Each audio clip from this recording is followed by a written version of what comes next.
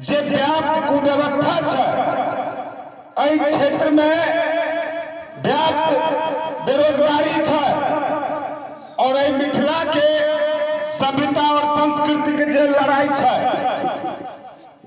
हम सब 6 साल से संघर्ष कर रहिए। अनेकों बेर पुलिसक लाठी से हो खाए के मिले हमरा सबके, अनेकों बेर शासन प्रशासन से लड़ पड़े।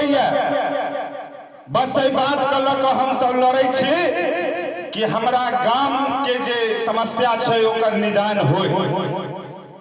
एक छोट छिन बात कह जे हम सब संघर्ष कै लेल करे छी कि आज के समय में कोनो भी महिला अपना बच्चा के जन्म दै छथिन तो सबसे पहले हॉस्पिटल जरूरत पड़े छै।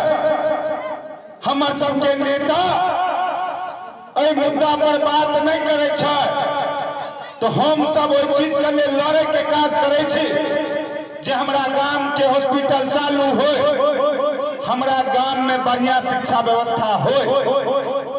तो हम सब बदलाव के लिए लड़े छी, बदलाव के लिए आगा एलौ और जहिना अहाँ सब गोटा के स्नेह सानिध्य मार्गदर्शन भेटैत रहलै वह के अपेक्षा हम सब राखे छी जे आगो दिन अहाँ सब गोटा के स्नेह सानिध्य मार्गदर्शन अगर बनल रहते तो दिन दूर नहीं छै जे मिथिलावाद के डंका पूरे मिथिला समेत पूरा बिहार के मगधिया धरतियों पर बजा जा रहा है।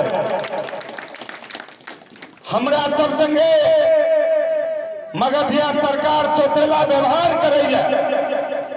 हमर सबके जे क्षेत्र मिथिला क्षेत्र वो आजादी से पहले संपन्न छ, लेकिन आज के समय में हम सब अपना अधिकार के लेल हर क्षण लड़े के लेल मजबूर छी, अपन हक के लेल लड़े लेल मजबूर छी, अपन अधिकार पावे लेल मजबूर छी।